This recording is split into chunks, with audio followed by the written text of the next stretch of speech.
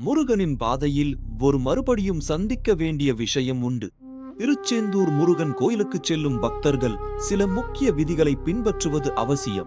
இது முருகப் பெருமானின் முழு அருளைப் பெறவும் உங்கள் யாத்திரையை ஆன்மீக ரீதியாக செழுமையாக்கவும் உதவும். முதலில் கடலில் நீராடுவது புனிதமாக கருதப்படுகிறது. திருச்செந்தூர் கடற்கரையில் நீராடி உங்களை சுத்தப்படுத்திக் கொண்டு பின் கோயிலுக்குள் நுழையுங்கள். இது உடல் மற்றும் மன தூய்மைக்கான முதல் படி. பின்னர் முருகப்பெருமானுக்கு உகந்த பிரசாதங்களை, குறிப்பாக பன்னீர் அல்லது விபூதியை காணிக்கையாக செலுத்துங்கள். சிலர் அங்க பிரதட்சணம் செய்து தங்கள் பக்தியை வெளிப்படுத்துவார்கள்.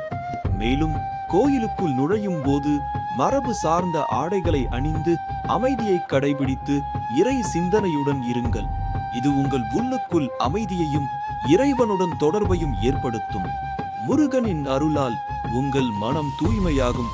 அடுத்த காணொளியில் மேலும் விசித்திரங்களை காணுங்கள்.